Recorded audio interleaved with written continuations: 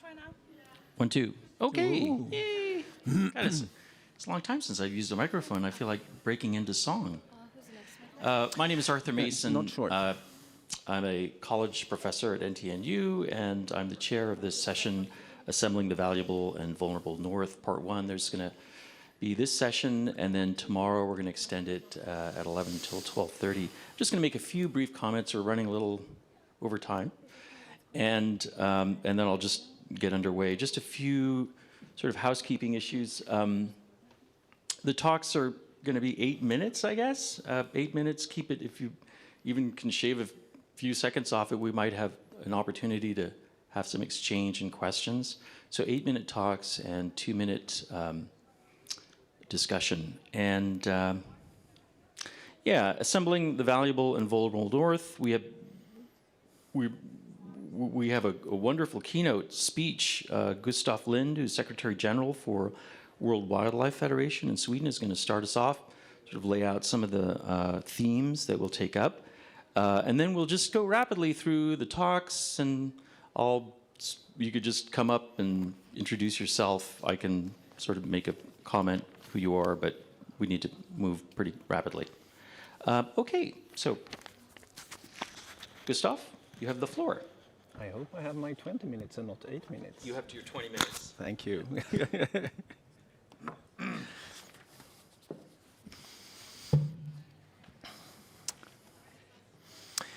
So, delighted to be here. Isn't it a sign of the time? In Davos, they talked about all the multiple crises. Here they talk about the crisis for the Arctic Council. And now we also have a technology crisis here. I was delighted to be asked to hold the keynote, but I have to admit I was somewhat uncertain how to approach this. We have a fantastic panel today. It is so exciting, but it's also everything from militarization to continental shelves to how to recruit persons to Tromsø. So it's quite broad, and I always try to be loyal. I usually talk a lot about environment and climate, but I called Arthur and said, how on earth am I going to approach this? Arthur is not only an excellent professor, but also a very good psychologist. So he just told me, just tell it like you told me. So I will try to do that. I will start to present myself, and then I will say something about how the Arctic Council assembled different views and try to create a common vision. Then I will very briefly and unscientifically go through this vision to see how the Arctic Council is doing, and then I will wrap up. And I would love to have the correct PowerPoint presentation, which is not science diplomacy. So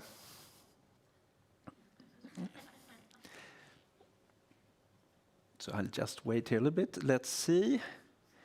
My name is not Graph. Oh. My PowerPoint, which I gave to Jenny, is not there. How interesting. Perhaps I should start slowly without my slides. Jenny, thumbs up if I should start without the slides. I will start without the slides. Well, so I have a dark secret. I am not only the head of World Wildlife Fund for Nature in Sweden, but I have a background as a diplomat, and I was a former Arctic ambassador and chair of the senior Arctic officials, so basically trying to run the machinery called the Arctic Council. Now you miss a very nice photo of all the senior Arctic officials on the North Pole. I'm moving on to my next slide, where you see the ministerial in Kiruna and the different ministers there. But my point is, as chair of the Arctic Council, the task is exactly the theme for this session. You try to assemble the valuable and vulnerable North, but from the point of Arctic states and the point of Arctic states that are involved in the Arctic diplomacy. And this is a balancing act. And you sort of work for 2 years and wrap up with the ministerial. And in my fantastic slide, you see it, and you see Foreign Minister Lavrov and also Secretary of State Kerry. This was in 2013. And my point by showing this slide is that the key question is really, how do you create trust and common vision among 8 Arctic states and the permanent participants if they have such a different worldview, Russian, US, Canadian, Sami Council, Inuits? This is a difficult task. And the way the Arctic Council has approached this, it's very much from the bottom to up. You have the working groups, which are the sort of the backbone of the Arctic Council. You assemble scientists, you have all the biodiversity scientists, representative of states and the permanent participants in CAF. The good thing is biodiversity scientists are pretty similar wherever you come from, and you have the same interest in what you do. So cooperation is easy, trust is easily built. Or you have working groups where you work with practical things like coast guards meeting each other. How do we do search and rescue? These are practical things and sort of a strong culture within these different professional cores. The problem here is when you involve the diplomats like I was, and even worse, the ministers.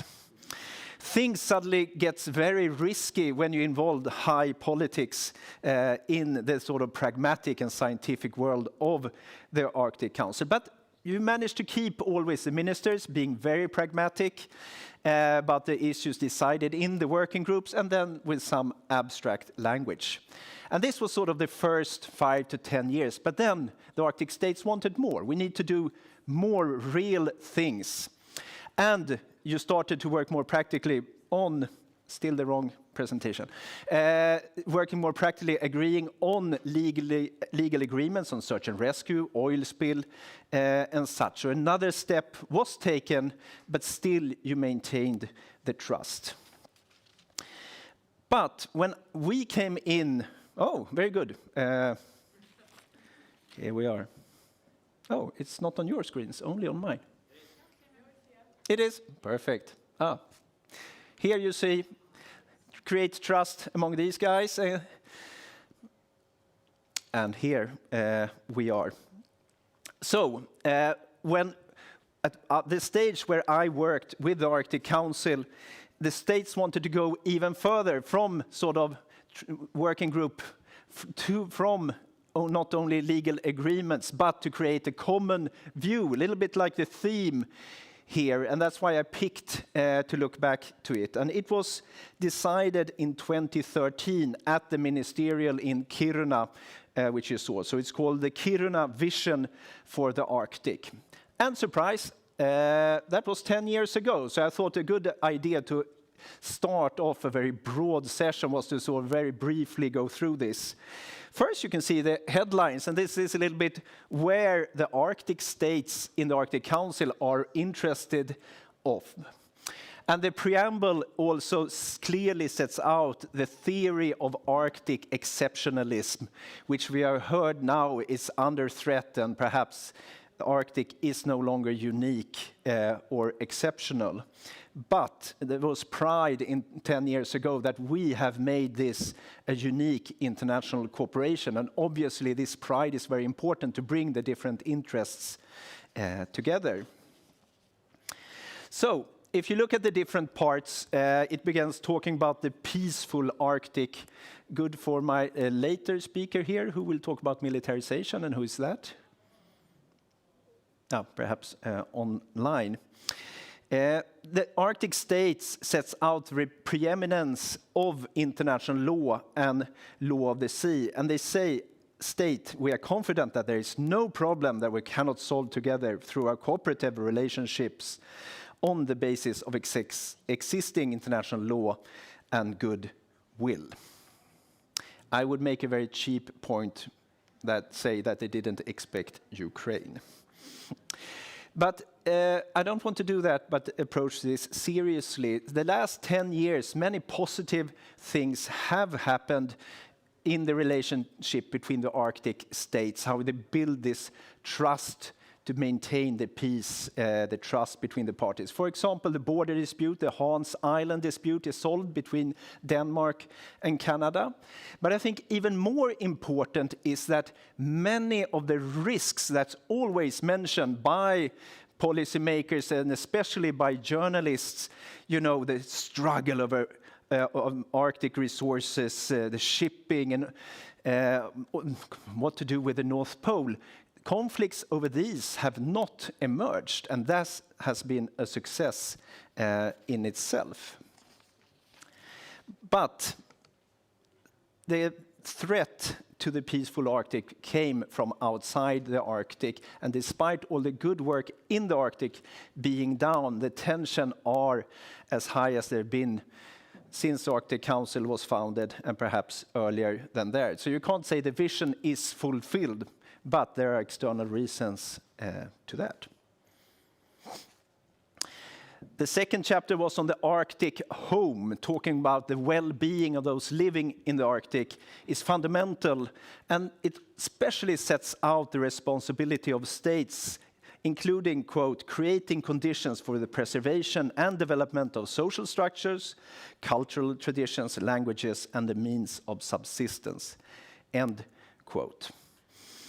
Well, well-being, I would say, perhaps have been developed, but I would say the Arctic states have far to go when it comes to respecting the rights of the indigenous peoples. We could clearly hear that also from the earlier session. And also, if you talk to the Sami population in Sweden, they would say that the vision is not fulfilled here. They continue to the prosperous Arctic. In hindsight, I would say perhaps we should have treated these chapters as one, would have been better. But this chapter sets out the importance of economic agenda of the Arctic Council and the Arctic states. How do we make the Arctic richer? But also says it has to be sustainable growth. The Arctic Council has been very busy with this agenda, which was new. They have developed the Arctic Economic Council, which is very new. How do you bring different private business together around Arctic activities? And I would use my home country, Sweden, as an example for this, because it is interesting with the enormous investments are being done and planned to be done in what's called the green transition of the North. You heard the Swedish foreign minister just mention it very proudly. I saw it as an example for the rest of the Arctic. But the question obviously is sort of how sustainable is it? If you look back in history, at least in Sweden, you see there have been many rushes to the north from the 17th century and back. Some have been able to handle things responsibly, and some cases not. And I think it's important for us to learn because of those that are not. Because the situation now, to how to treat the environment, and also the reindeer herders in Sweden, when you want to build mines and other things, you have to get things right. So I would say the vision perhaps is working well when it comes to prosperous economic activities being done, but all too often this is not sustainable. I won't even go into oil exploitation in Norway and other countries, since I'm very polite to the hosts here. Safe Arctic. I love this terrible photo with mix of people, polar bears, and chemical waste. But the Arctic states in 2013 set out this vision to develop maritime and environmental safety and how to bring this together.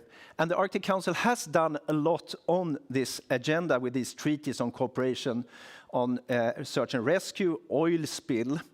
The problem is here that this is also hit by the Ukraine crisis, and not only in the Arctic Council agreements, but in IMO and other parts of the world is becoming much, much more difficult. So I would say vision in trouble for the safe Arctic. Another chapter was Arctic knowledge, to say that research in the Arctic must be strengthened both inside and outside the region, and there must be synergies between traditional knowledge and science. The Arctic Council has adopted an agreement on scientific, and obviously a lot of its work is done in scientific work in the working groups. But is the vision fulfilled? I'm a former scientist, so I would never dare to say anything, but I guess quite many of you are that. So we will have a sort of a vote now. Has Arctic knowledge been strengthened, both traditional and science? First I will ask you, those who think so, raise your hand, and then those who don't think so, raise your hand in the last 10-year period. Do you think the Arctic science has been strengthened last 10 years? Yeah, good. And those who don't think it's been strengthened? Arctic Council and the Arctic states are doing a fantastic job. Thank you very much for this poll here. Another chapter, a little bit difficult, almost painful to see, is about the strong Arctic Council. And they wrote about how to strengthen it and move it from policy shaping to policy making. The Arctic states were ready to do something great with the Arctic Council. Many fantastic things have happened the last 10 years. You built the Secretariat, which was opened up exactly 10 years ago, much more stronger. There are new agreements, strategic work plan, was it 2 years ago? Fantastic job by the Icelandic chairmanship. But we all know with the Ukraine crisis, the Arctic Council is at the worst crisis it has ever been in before. And this does not only hit sort of the Arctic Council meetings itself, but so much of it is built on sort of the soft power and the trust built between the different states. So it all stops slowly, and I very much hope that the Arctic states now will find a way out of it. And it was very interesting to hear the high-level session here and how they foresee a possibility. So I'm looking forward for them to move into Norwegian chairmanship, and hopefully there will be decisions by somehow consensus to move ahead with the actual work. I will sort of split up the chapter on healthy Arctic environments, because this is where we in WWF work mostly. If you look at the biodiversity part, the Kiruna vision recognize the uniqueness and fragility of the Arctic environment and the critical importance of healthy environments, of sustainable communities, so the connection between people and environment, and said that it should strengthen its work in the Arctic and globally. Also in 2013, the landmark Arctic biodiversity assessment was delivered, and some progress has been done the last 10 years, but not enough. The Arctic Council strategic plan, which I mentioned before 2 years ago, was very important of sort of the potential to work with these issues and guide them, the Arctic states. But more science, less practical work. Interestingly enough, there's a new momentum now for the Arctic states. I hope they will take if they sort out the Arctic Council and how to cooperate. And you all know in December last year, you had the COP15 of the UN Convention on Biological Diversity. And it was a fantastic agreement, very positive about halting and reversing nature loss within the next 7 years. So the countries have agreed to preserve 30% of the Earth's land and seas by 2030. And that means that the existing protected and conserved areas across the Arctic Ocean must increase about 4-fold. This is an immense job, and it is very ambitious, this 30 by 30. But we think there can be no wavering, because these networks of protected areas are absolutely critical if we're going to secure this resilience of the marine biodiversity and the ecosystems, especially in face of the rapid changing ocean. So I hope that the Arctic Council can take the lead of implementation of the new Kunming-Montreal action plan, I think it is. I'm getting closer to the end. Don't get nervous. In the Kiruna vision, the Arctic states also expressed their concern about the growing effects of climate change and the local and global impacts on large-scale melting of Arctic snow, ice, and permafrost. 10 years later, the temperature has risen well beyond 2 degrees, and it's 4 times than the global average. So obviously, we all know this is a huge problem. It's extremely important now that people don't start pointing at each other, but you need to get the states, private business, and people to band together to work to reach the Paris Agreement. And it's also extremely important for the Arctic states to work with climate adaptation, and this will be very difficult, and it was well mentioned in the last session also about all the different problems. I think the Sami president said that there were thousands ways how they see climate change. When I mentioned biodiversity, there was a fantastic sort of energy from the UN CBD conventions. Unfortunately, in climate, we can see that the COP27 made very little difference and very little progress. Really, we know what to do and not to be done. So I think it's important for the Arctic states now to come together and see sort of the combination of the climate COPs and the biodiversity COPs. And obviously, climate is a driver, soon be one of the largest drivers for biodiversity loss. And how will the Arctic Council act? So, to sum up, the 2030 vision for the Arctic gave a vision. The Arctic Council states sort of worked, sometimes more successfully, like science, and sometimes less successfully. But obviously, who would have been ready for the Ukraine war to sort of come and affect the Arctic Council as it is done? So the Arctic Council stands before greater challenges than ever, and it's not time to formulate a new vision now. It is a time for survival for the Arctic Council. But I will end this by presenting a vision at least for the vulnerable and valuable Arctic environment and climate. Thank you. Great. Thanks very much. Actually, you could stay up here. I'm going to take a few comments. Just one other, what we'll do is I'll have the microphone passed around, and we'll take 2 comments at least, 2 comments or questions, and then he'll address them. So at least we get some sort of connection with the audience. So raise your hand if you have any other questions. And also the next speaker, Gabriela Grikis,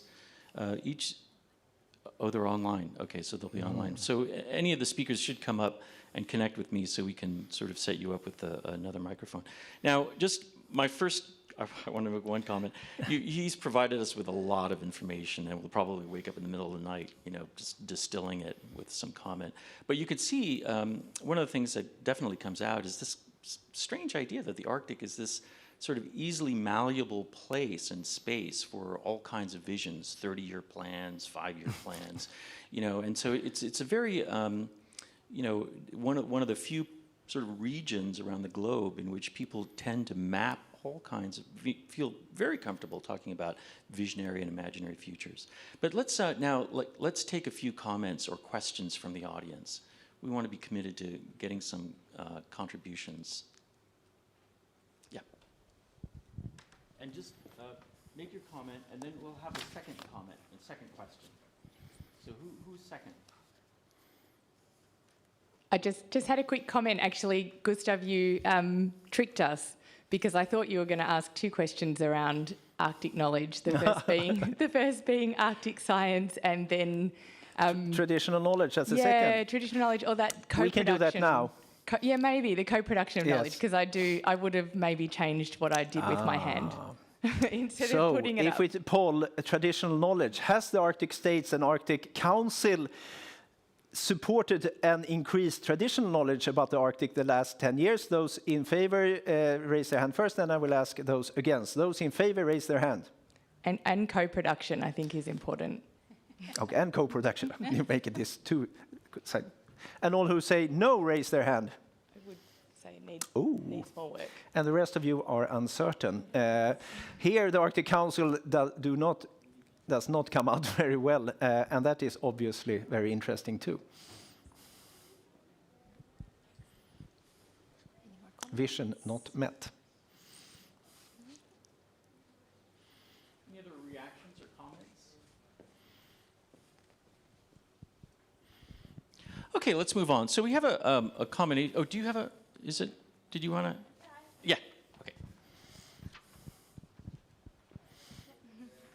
Thank you. I was wondering, how has the pause in Arctic Council activities impacted the observers and NGOs? How has it impacted their participation? Have things changed, or is it still going on the same way as it was before? Thank you. I think us as observers in the Arctic Council are impacted most, because obviously it seems like the Arctic states are struggling to sort of move on, and at least the WWF, we are involved in specific projects, but nothing is happening there at all. And we have no the Arctic Council meetings was a good way to get access to the working group scientists, and also the working group where there's more practical, and you can have discussions with them, you can talk to the Arctic ambassadors, and so on. So you completely lose this interface. And I think the big risk is that if the working groups are not active, the observers are not active, and then suddenly, if you work in a government agency and your representative to the Arctic Council working group, AMAP, doesn't go to meetings, and after a while, oh, great, we can stop sending people there and use our money somewhere else. And you also lose, when you change people in the working groups, if they don't mean, they just lose the knowledge and competence and on how to run a working group. So it's a sort of the social capital of an organization like this, which is so important, is being hit. Okay, well, gosh, thank you, Gustav. That was very interesting. So let's move on to, now we're going to have a combination of some digital presentations, and the last pre-recorded presentation will sort of probably kick onto tomorrow's meeting so we can have a little more time for discussion. So the next presentation is Renato Facuri and Gabriel Grikis, which will be online. It's a presentation, All Talk, No Bite, Small States and Military Securitization in Norway and Finland. Are they connected up? Ready to go?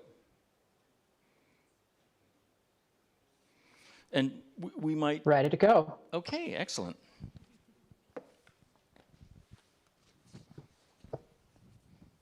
Okay, so should we start? Should I share my screen? Yeah. So, Gabriela, do you want to take it away? Yeah, sure. So thanks so much for having us. We're really excited to talk about our research on small states and military securitization in Norway and Finland. I'm Gabriela. I'm affiliated with Colorado State, and Renato is affiliated with the University of Massachusetts Lowell. And our starting point for this research was our shared interest in the way that states create threats in the world. So how does this happen? We focus through using a theory of securitization, claiming that a securitizing actor says that something, a referent object, is under threat, whether it's the environment, the state, or something like identity. Most of the literature on this topic doesn't differentiate between small and large states, which is interesting because we know that they're two very different types of actors.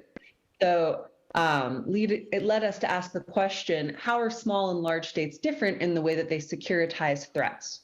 And we looked at Norway and Finland as two examples of smaller Arctic states that are reacting to similar security structural issues in the Arctic. Obviously, they're clearly different in important ways. So Norway is a member of NATO, Finland is not. And our proposition here is that small states are more preoccupied with using rhetorical securitization measures, so they talk a big game, but they're constrained by their ability to actually justify material security measures, so increasing defense spending or any type of large response to an external threat. And so we used a combination of discourse analysis on key Norwegian and Finnish documents to see what they're saying, and also looked at 3 Arctic newspapers, the Barents Observers, Arctic Today, and High North News, along with data on military expenditure between 2014 and 2022. Okay, so talking a little bit about the documents that we analyzed white papers going from 2016 to 2021. And in terms of Norwegian documents, what we find is that Norway's Arctic policy revolves around security, stability, and interest-based international cooperation. In fact, that's the very first line of the 2021 Arctic policy. And in terms of some trends that we found, there's a very strong emphasis in security throughout all of those documents. And the main challenge that is being posed there are Russian military activities, posing security challenges not only for Norway, but also for its allies. And it will cite military exercises as a suitable response and a very necessary deterrence mechanism.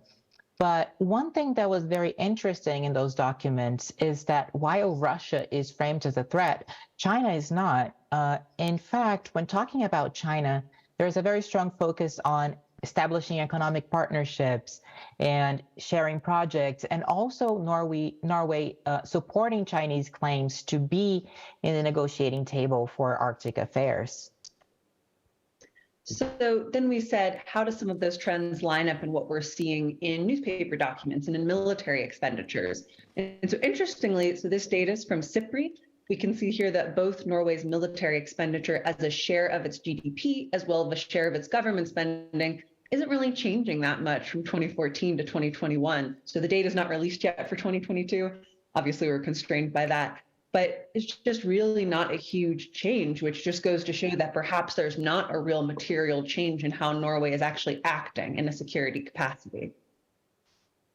But when we looked at what's being reported on Norway and military issues in the news, what we saw is that perhaps there's some small increase in Norwegian military activity, but most of this is driven by pre-existing commitments. So firstly, there's obviously military exercises that happen once a year, once every 2 years, so things like Arctic Challenge or Cold Response. So they might seem like increasing military activity, but what they actually are is just regular kind of shows of military force. Similarly, we saw some increase in defense spending, but this is also linked to the acquisition of F-35. So this is pre-existing and to our theoretical expectations doesn't really line up to an exceptional response to a security threat. Similarly, these also took place at the same time as Russian and Norwegian Arctic cooperation on seismic data and also high-level meetings between the two countries. What we saw instead was a turn to multilateralism between states. So we saw the trilateral defense deal in 2020 between Nordic states, as well as US-Norway cooperation increasing in 2021.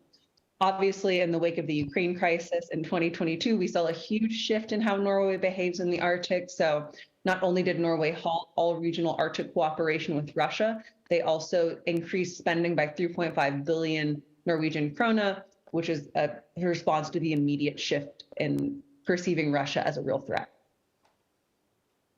Okay, so shifting to Finland. Again, we analyzed white documents from 2016 to 2021, and those documents are divided into 4 main focus areas. There is challenges that are being posed by climate change, needs of Arctic inhabitants, expertise, and in here it's really nice that those documents actually present indigenous knowledge as a kind of very necessary expertise, and infrastructural projects and logistics. So what we found here is that unlike Norway, security is not the main focus of those white papers. And instead, it's just discussed very briefly in the introduction of the 2021 Arctic strategy. But unlike Norway, both China and Russia this time are framed as potential disruptors of the peace.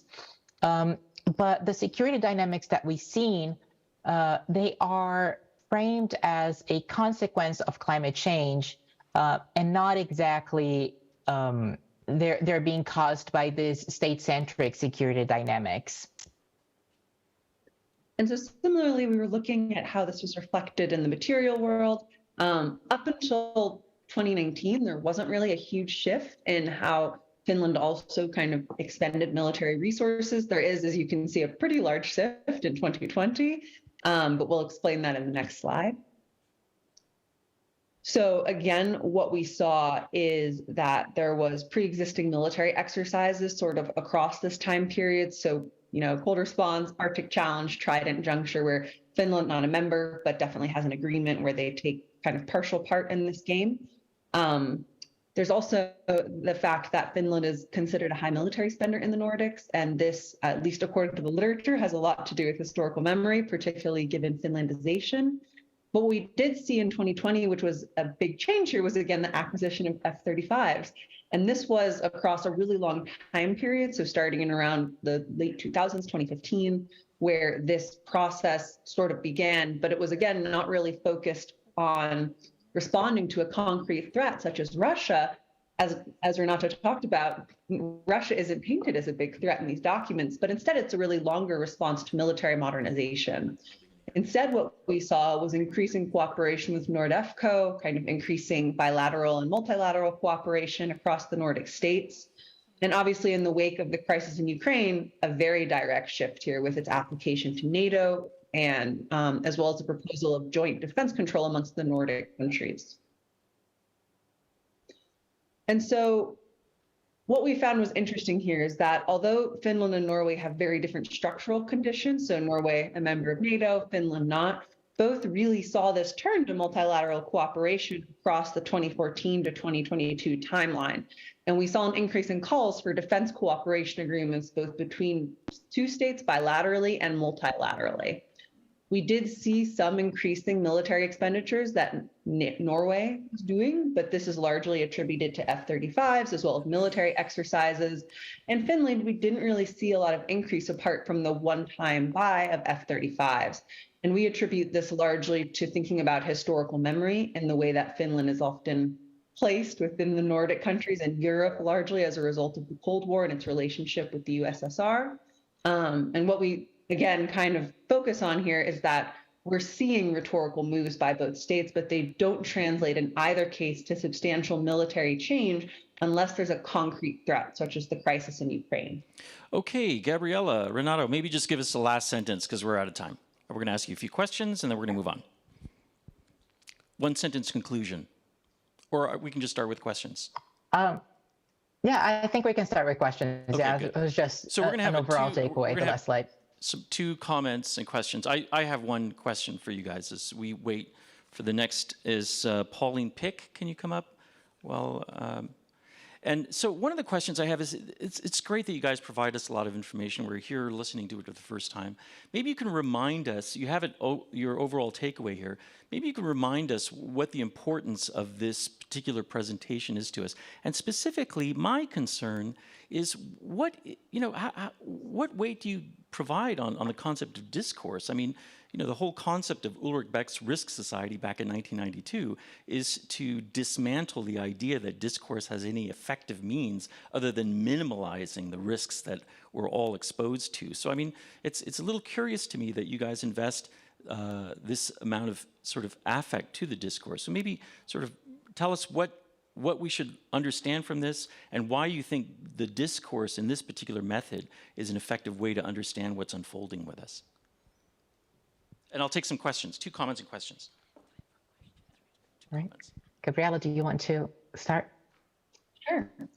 So I think what we really think about the importance of this research here is that it's important to understand that not all states are creating threats in the same way. And I think for us, discourse is important because, yes, it may just, be performative, on a large scale, but for when we're thinking about how security is made, we need to pay attention to the way that language is used, because it tells us a bit about not only the world out there, but the intentions of the person saying it. So I think for us, that's why discourse is so important. Okay, perfect. And by the way, just one point, language is different from discourse. So let's sort of make sure we keep our methods straight.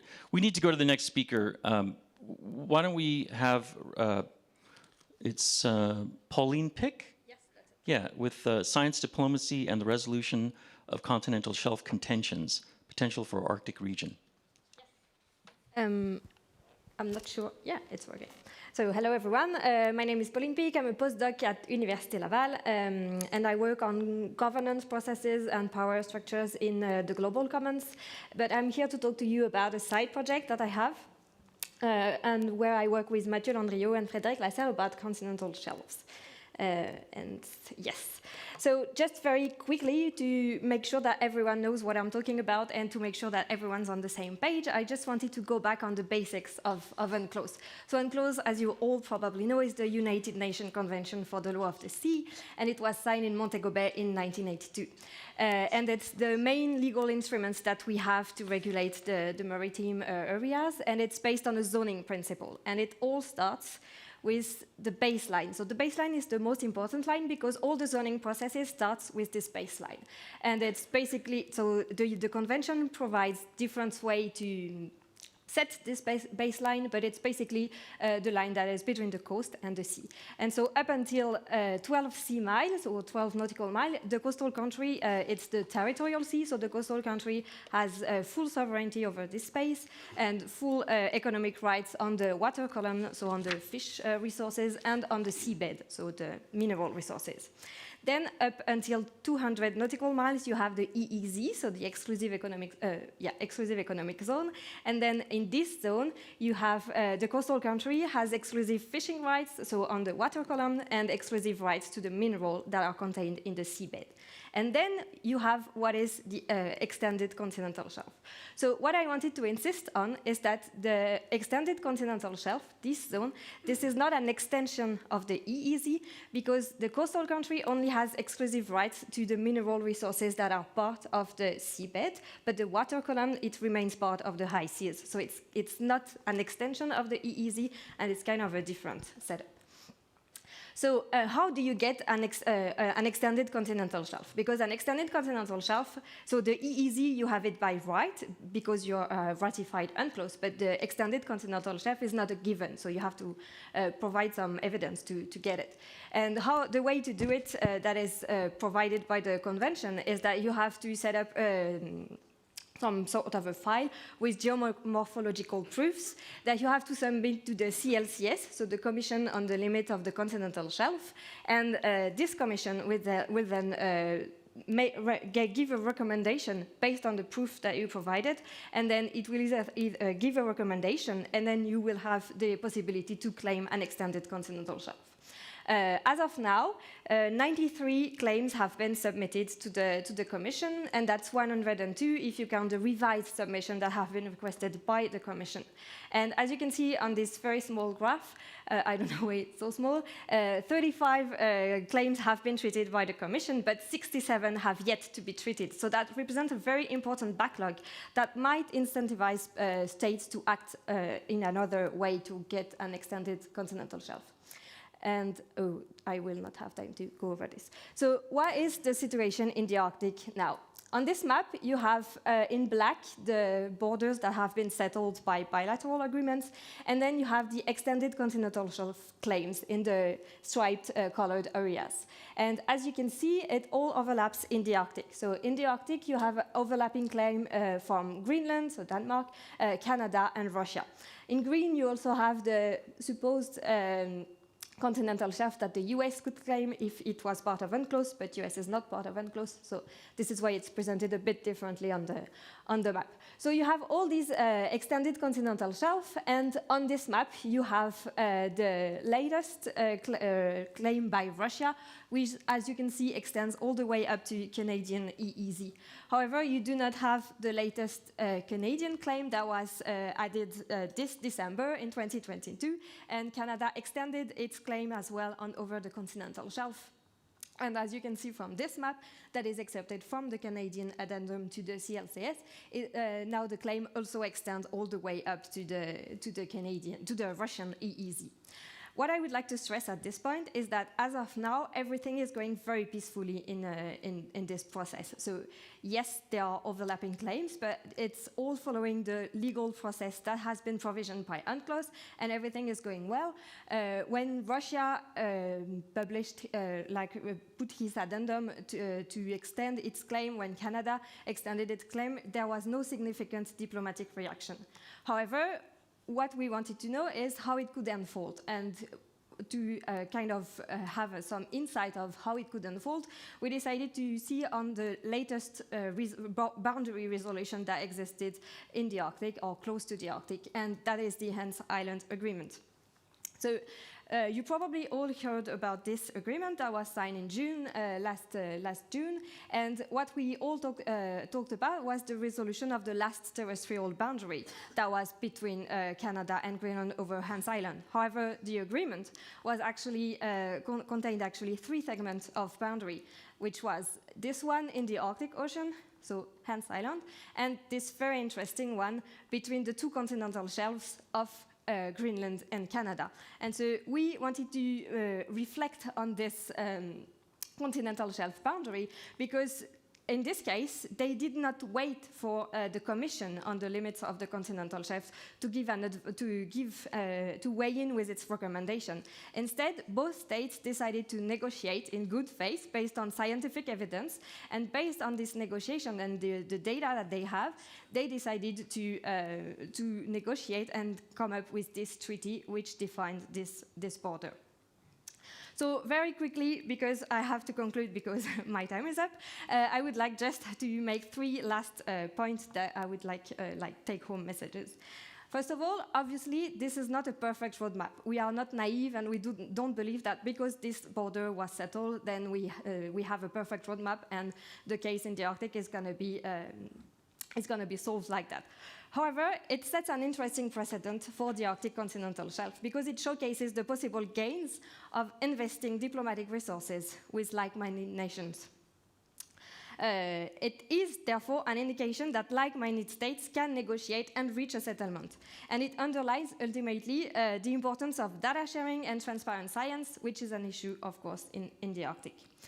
Obviously, however, Russia remains a political rival to Denmark and Canada, and the current situation makes, obviously, negotiation very tricky, even unlikely.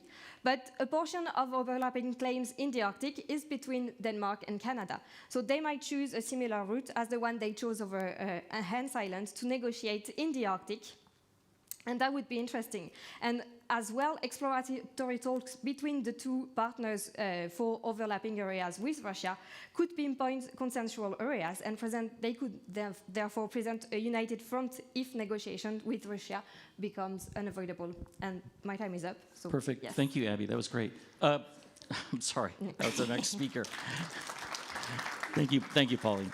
We have one question from Gustav, and any others that'll come?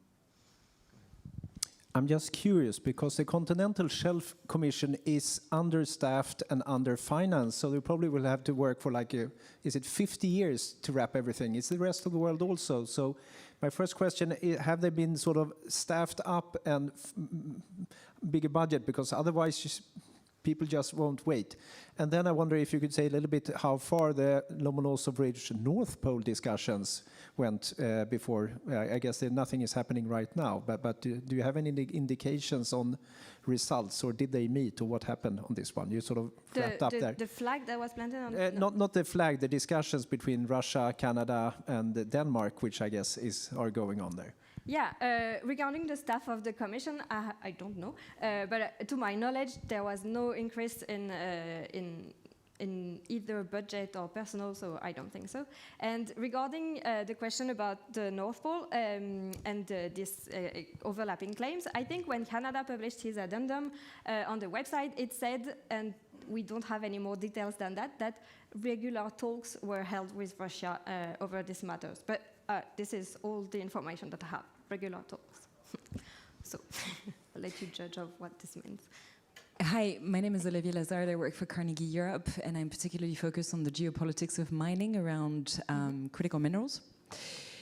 The behavior that I observe from Russia in various regions in the world, in Africa, in the Balkans, and Ukraine, obviously, all involve a lot of different aggressive tactics of different kinds. I'm quite surprised to see that in the Arctic it seems to be an exception to the rule, that it seems to be behaving quite peacefully and by the rules. So how do you explain that? Oh, that is a very big question. I think that because Russia has a very high interest in the Arctic, and a large share of its GDP comes from the Arctic, it has huge economic resources, and most of these Arctic resources, from resources that are used in Russia, come from the Arctic, and so they don't have any interest of not being able to exploit them and not being able to access their territory. So I would think that in the Arctic, the reason that they want cooperation to still at least function, even if as minimally as it does today, it's because they have huge interests in the Arctic, and should a conflict arise, which I believe is very unlikely, but should a conflict arise, it would be a very big problem for them, because it would hamper their possibility to exploit the resources and have an access to this territory. So I would think that would be. Okay, great. Let's go to the next speaker, Benjamin Sachs or Abby Singh. Yeah, perfect. And the talk is Diverging Paths, Conceiving Alternative Policy-Relevant Arctic Futures. Good afternoon. My name is Dr. Benjamin Sachs. I work with the RAND Corporation, and I'd like to begin by thanking Dr. Scott Stevenson and Durham University for the images in this PowerPoint. Many factors influence future Arctic change, including climate warming, economic activity, technology, geopolitics and competition, military presence, and demographics. Recently, this has been most keenly demonstrated by the spillover from the Ukraine war, when 7 of the 8 Arctic Council states refused to collaborate with Russia. A major challenge for future Arctic strategy and planning is developing useful scenarios, characterizing them using qualitative and quantitative methods, and employing them in ways that model, if however imperfectly, relevant and realistic decisions. The RAND Corporation, a not-for-profit policy research organization, has developed scenarios of Arctic change in future decades based on qualitative and quantitative methods in multiple projects, including ones focused on global change and security. This presentation will specifically consider the intersections of geopolitics and technology in the Arctic and present data and narratives for alternative futures that may arise depending on these variables. The presentation will discuss potential implications of such scenarios for Arctic security, stability, and planning, as well as structured methods behind developing them, including mixed method analyses and geospatial data visualization and analysis. Finally, the presentation will discuss how such scenarios can be used in analytic games, simulating the future to consider the implication of alternative futures in the Arctic. The Arctic represents a unique space for the intersection of geopolitics and geography. Recent geopolitical events have demonstrated that the region is not immune to international affairs. Nevertheless, it has remained remarkably peaceful since 1945. Similarly, technology needs to be designed to survive and operate in harsh Arctic conditions. One needs the other to properly function in the Arctic. My colleagues and I have executed a number of tabletop exercises and associated gaming elements, including mixed method processes and geospatial simulations, that balance technological requirements and advancements with potential geopolitical scenarios to identify alternative Arctic futures in the next 10 to 20 years. Specifically, mixed method processes have been used to identify Arctic communities potentially open to investment and expansion, and geospatial modeling has been used to examine climate change, climate warming, and the future opening of passable waterways such as the Northern Sea Route and the Northwest Passage. Collecting this data is important as it lays out essential near-future structural information for tabletop exercises. Specifically, mixed method analyses have identified such communities as Utqiagvik and Utqiagvik as potential development centers.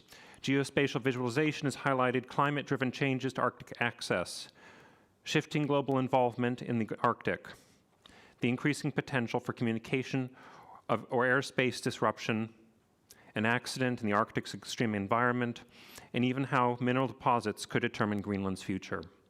These qualitative and quantitative tools have provided us with invaluable information in the development of tabletop exercises to consider alternative Arctic futures. Our use of tabletop exercises to model near-term Arctic scenarios has demonstrated that considerable Arctic knowledge in different countries can be brought into a centralized venue, whether physical or virtual, to collect different near-future Arctic scenarios, taking into account technological, climatological, and geopolitical developments. Our game scenarios run the gamut of Arctic relevant policy areas, but they share a common intersection of geopolitics, climate, and technology. These topics could help drive rapid shifts in the steady state of the Arctic, leading to the potential for rising tensions. In one scenario element, for instance, Russia identifies Arctic access as a central policy. It interprets Arctic 234 of the United Nations Convention of the Law of the Sea as protecting its rights to control access through the Northern Sea Route, which also acts as the country's northern border. Technology, from nuclear-powered icebreakers to the increased use of unmanned sensors, play and will continue to play a central role in protecting Russia's position. However, melting sea ice is threatening Russia's use of Article 234, potentially opening up the region to politics of Arctic access and even a potential freedom of navigation operation, or a FONOP, if it becomes an international waterway. In another scenario element, as climate warming continues, tourism will play an ever-increasing role in Arctic regional affairs. This elevates the risk of an accident or collision. As importantly, it throws uncertainty into Arctic affairs, raising important questions to be gained in a tabletop exercise. Where might an accident occur? What would a search and rescue operation look like? What technologies would be most useful? In a similar scenario element, melting sea ice could also open up the Central Arctic Ocean to militarization, especially increased submarine activity and dual-use assets, which would elevate the risk of miscalculation or an accident that could escalate Arctic regional tensions. Submarine telecommunication cables, or STCs, are opening up the Arctic to the rest of the world. They currently connect Svalbard with mainland Norway and Greenland, and with Greenland with mainland Canada and Iceland. STCs provide critical high-speed internet access to communities throughout the Arctic. In at least one RAND scenario, the use of STCs to connect otherwise disparate Arctic communities will only continue to grow. U.S. and NATO policymakers are increasingly worried, however, that the deliberate or accidental cutting of STCs or the tapping of such cables, especially at multiple points simultaneously, could sow Arctic tensions. More broadly, the lesson here is that with increased technology in the Arctic comes increased risk. In another scenario element, we examine the increased involvement of an interested non-Arctic state, eager to participate geopolitically and technologically in the Arctic. What would this look like? Would it upend the Arctic's traditional governance structure centered around the Arctic Council, or would it accelerate the Arctic's technological development with the introduction of 5G and enhanced telecommunications and energy production? We have not examined these scenario elements amongst others in isolation. For a tabletop exercise to work, each scenario element must be weaved into a realistic scenario narrative that grabs the player's attention, is developed with such well-tested qualitative and quantitative structures as mixed method processes and GIS, and is sufficiently believable to be played out. We have taken a pan-Arctic approach to developing scenario narratives. We believe it is essential that the entire Arctic be understood within a scenario given globalization's transformative impact. In the following example, we use qualitative and quantitative measures and scenario elements to construct a pan-Arctic scenario. By 2028, Russia and NATO increasingly trade airspace flybys, especially in the Arctic.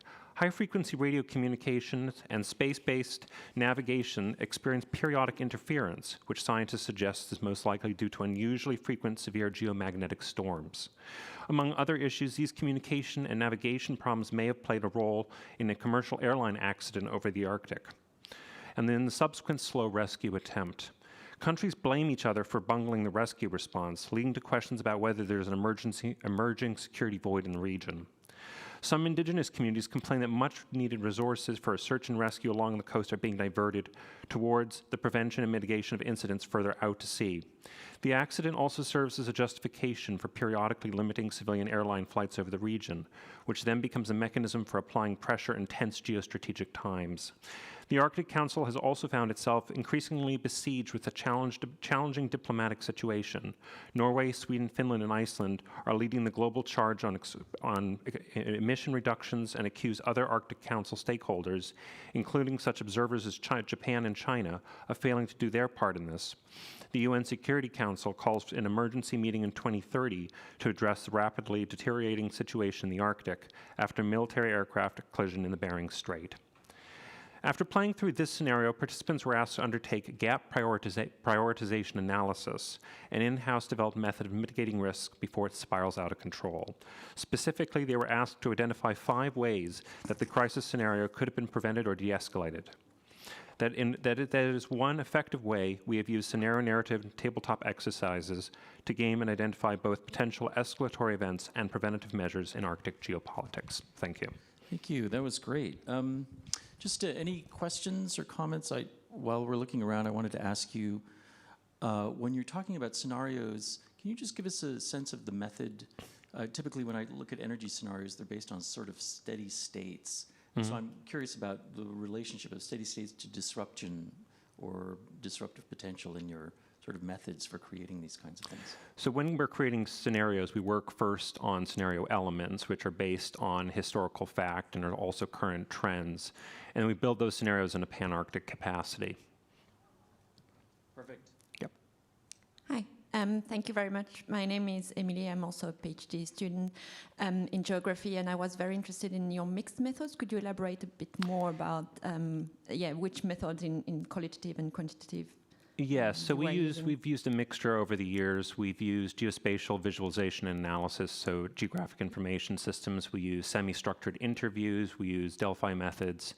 Those are three of the methods we've used in the past. We've used board games, with physical board games with physical pieces, such as you might find in a store, as well to game. So we use a variety of methods. Thank you. Unfortunately, we have to move on. These are some interesting presentations. Is Matthew Landro here? Okay, I was shaking. Oh, it's a digital presentation. Okay. Oh, thanks.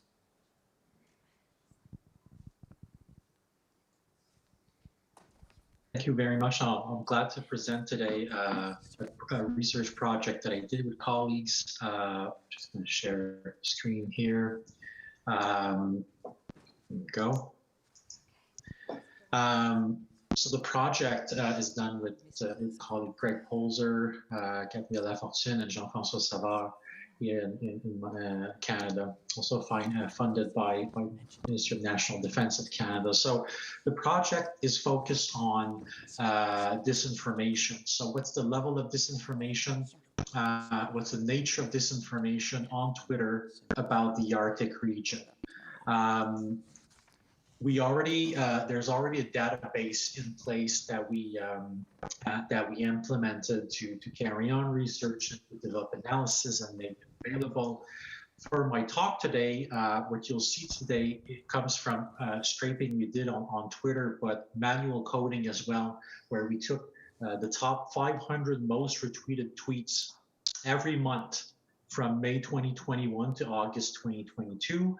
So we focused on the tweets that are most retweeted because those are the most relayed on Twitter. Those are the ones that have the most exposure on Twitter. So we manually coded those, about 8,000 tweets, and looking for disinformation, looking for tweets that were relaying false information on purpose and to misinform people. One of the key findings of our project was that disinformation was present for sure on Arctic issues on Twitter, but it was still limited when you look at the sample that we focused on. So in any given month, it went from 3% to 10% of tweets analyzed. It tended also to increase, as you can tell there, during the summer months, especially in 2022 when there were heat waves and temperatures were pretty warm in the Arctic region and globally. The amount of disinformation tended to also to go on the rise. So is disinformation present on the Arctic Twitter? Yes. Is it widespread and making something like 50 or 60%? No, we're still at roughly between 3 and 10%. What was the disinformation about? Clearly, the disinformation on Twitter about the Arctic was climate disinformation. It was people kind of being either climate minimizers or climate deniers. That represented the overwhelming proportion of our sample, especially this past summer. As you can tell, you can see the numbers there in May to August 2002. But even throughout the year, the percentages were pretty high. Climate deniers made the bulk of disinformation on the Arctic region. The only few months that they did was June and May. That was mostly due to one tweet disinforming, Photoshop, very specific Photoshop montage that were not related to the climate that was relayed often that went viral, but for the most part, climate disinformation was dominant in the Arctic region. We also on the Arctic region. We also kind of observed that and that kind of connects with disinformation being on the rise during summer months. It connects because mostly climate deniers are the most active at two times. One, when it's warm and we experience heat waves and we experience record temperature in the Arctic region, but also globally when it hits European countries or China. We see that they are in full swing to kind of counteract or try to counteract climate activists and trying to deny that climate change is a reality.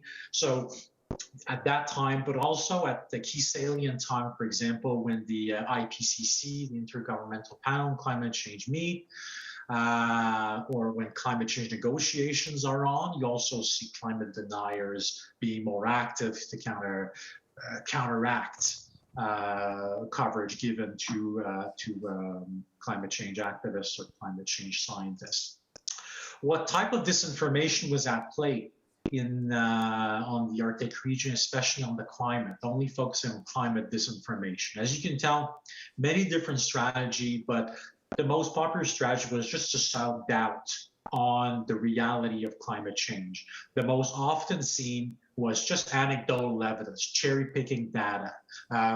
So to say, for example, there was record amount of snow today in Greenland, or to say that the ice cover thickness was about the same today in 2002 than it was in a random day in 1995. So you see there's no, global warming is not a thing because, it didn't evolve. That was the most frequent type of disinformation out there, the kind of cherry picking data, not looking at long-term trends, but just picking any random comparison to try to deny or minimize global warming, climate change. Matthew, the other strategy that was often popular. Matthew, maybe you can. Often popular was the. Just to give us a concluding sentence here, we're ready to move on. Yeah. What's maybe reassuring is that there's a lot of climate disinformation, but climate advocacy or scientists are way more prevalent on Twitter than climate disinformation. Great, thanks, Matthew. Okay, any questions or comments?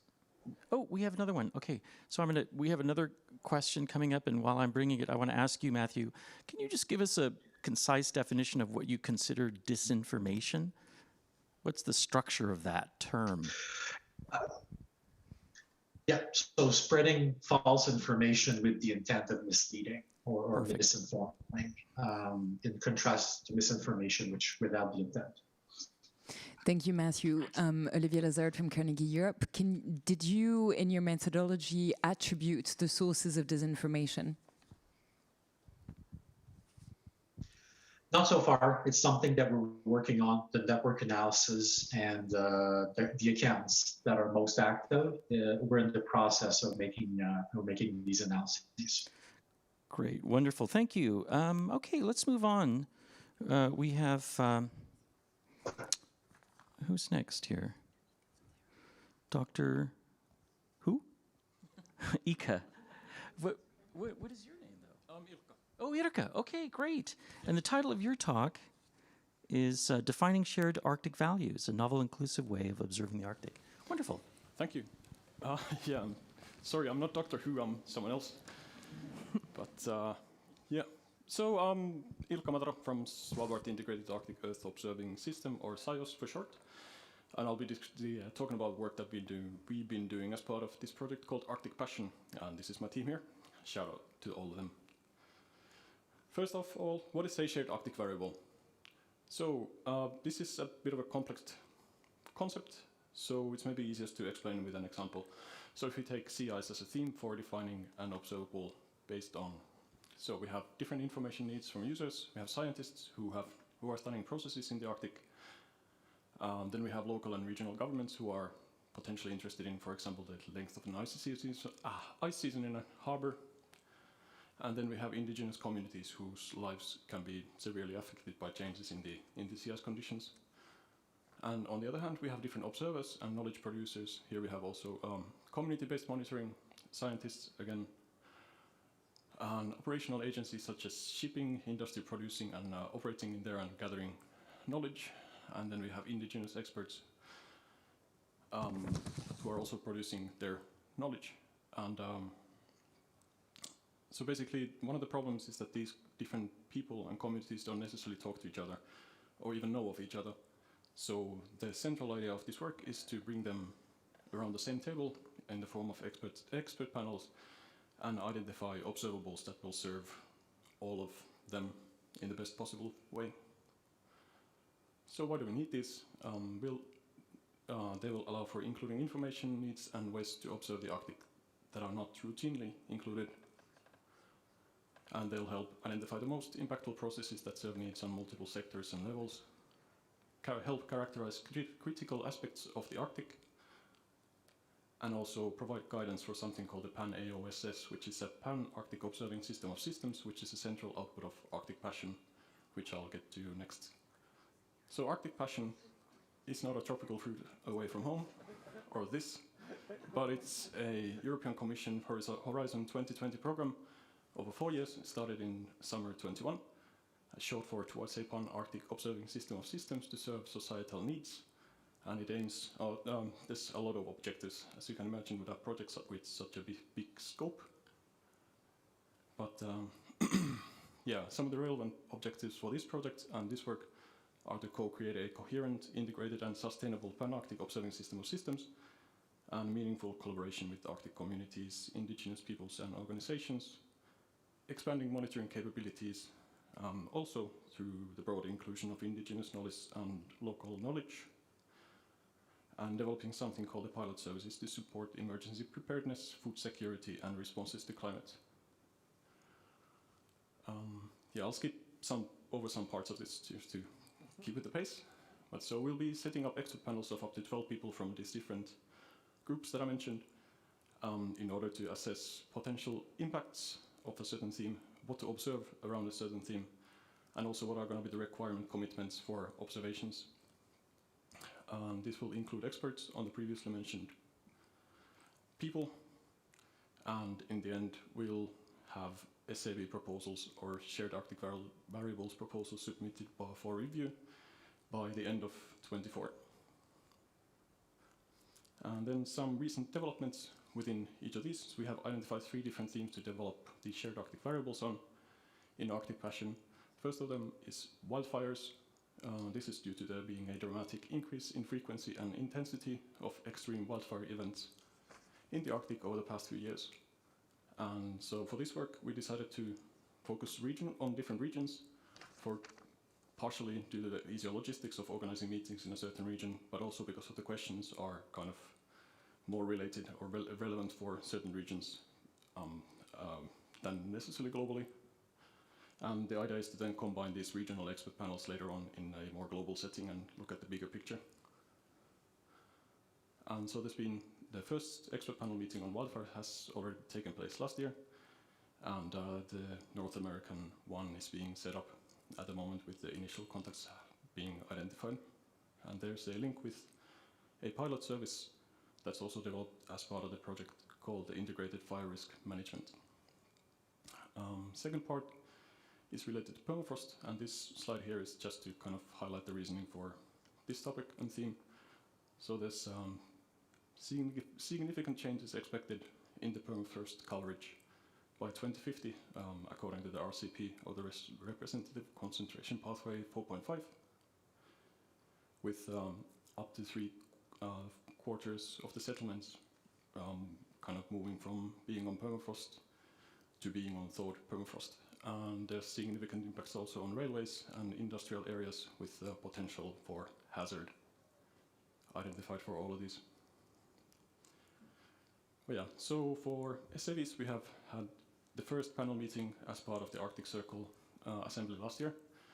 And we had invited 13 experts from different communities, and eventually 30 showed up.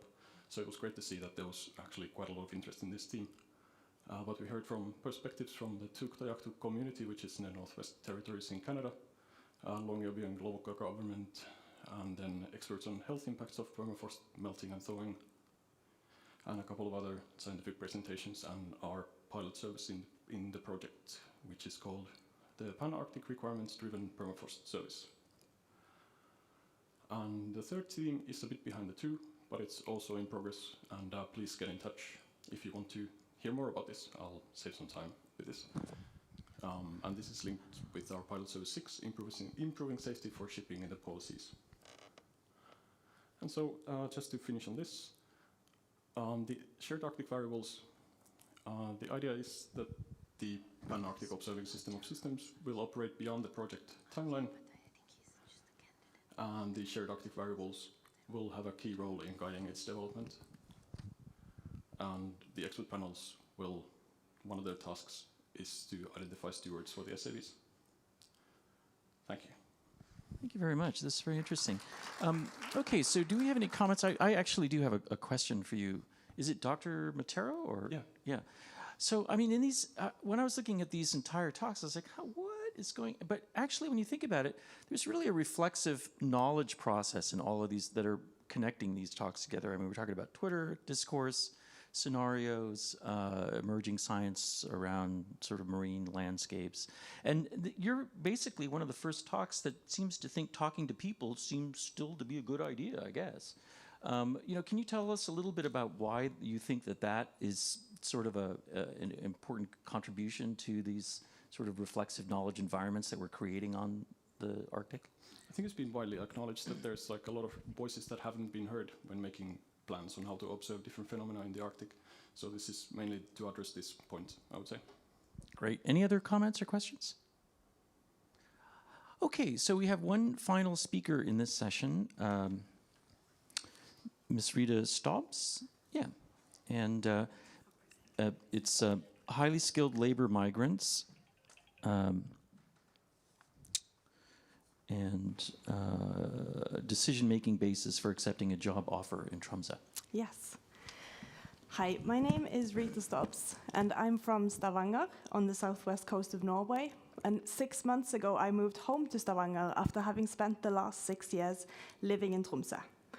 And both in Tromsø and in Stavanger, my job role has been and is revolved around making the region attractive for international labor migration and also for the establishment of international businesses. And Tromsø, as the rest of Norway and much of Europe, is facing an unmet need for qualified labor in order to be successful in the green transition and also in order to sustain economic and social development. And we tend to agree on this. But we are lacking in taking action in making our region attractive. In my professional experience, I've experienced that instead of including the voices of labor migrants, we tend to reaffirm our own native voices when we talk about what makes our region attractive. And don't get me wrong, I've moved to Tromsø myself, voluntarily, and I do appreciate the things that are on offer here. But we do not meet an unmet labor need by convincing ourselves that our city is attractive. So, last spring I was finishing an executive MBA at the University of Tromsø, where I, together with my fellow student and co-author Nina Nore, wrote the dissertation that I'm presenting the findings of for you today on highly qualified labor migrants' decision-making basis for accepting a job offer in Tromsø. And as well as their reasons for coming, our study explored the factors that favor towards them staying or leaving in the future. And in the study, we interviewed 8 professionals who moved to Tromsø from abroad in the period 2016 to 2021 because of a job offer. All of the respondents were qualified at master's or doctorate level, and 3 of them moved with a partner and children, and 5 of them moved alone. Some were at the beginning of their career, while others had 20+ years of experience within their field. We conducted semi-structured interviews which allowed us to adapt and delve into the detailed discussions when we hit the factors that motivated the interview object's decision-making. and we applied a hermeneutical phenomenological approach to our analysis. And I've gone too fast. Let's see. Can I go back? Press back. There we go. And our findings show that the reasons why highly qualified labor migrants come to Tromsø are complex and often characterized by their position in their life course. But that these reasons can be developed or can be divided into 4 general categories: career development, desire for adventure, quality of life, and safety. And our study also examined the factors that speak for or against their decision to remain in Tromsø. And these factors are also complex, and here the life course aspect becomes particularly clear. The respondents who are single and young showed a greater vulnerability to being negatively affected by the weather and the darkness. And here are some excerpts from the interviews. They say, "I wish I would have asked more questions before moving about the types of challenges that internationals are faced with, about being isolated, the darkness, and the long winter." Or, "I do get that sense that locals think that people come to Norway to leech and leave. I don't think that's it. I think there's an unwillingness to see that northern Norway is a difficult place to live, just objectively."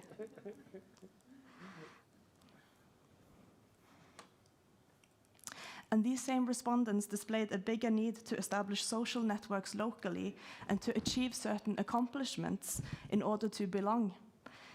They said, "A big part of me deciding to take this job was getting the feeling that I was being very supported by my new employer."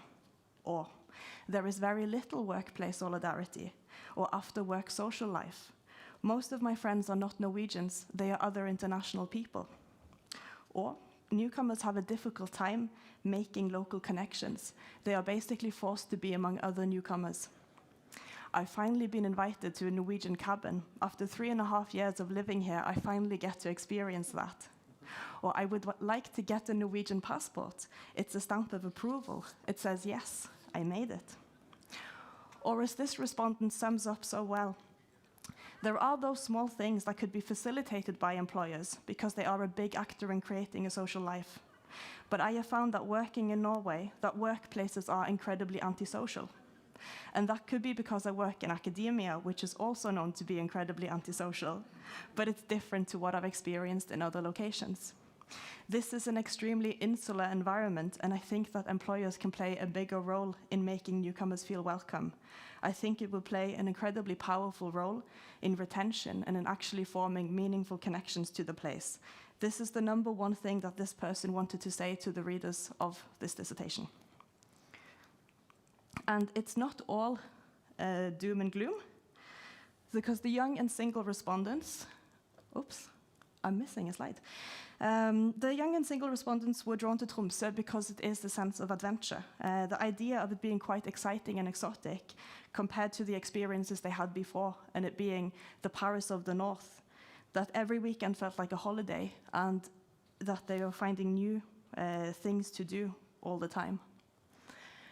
For the families, the career development of the more established participants was not necessarily something they saw as the next prestigious step, but instead a chance for them to pursue their own career interests on a particular project.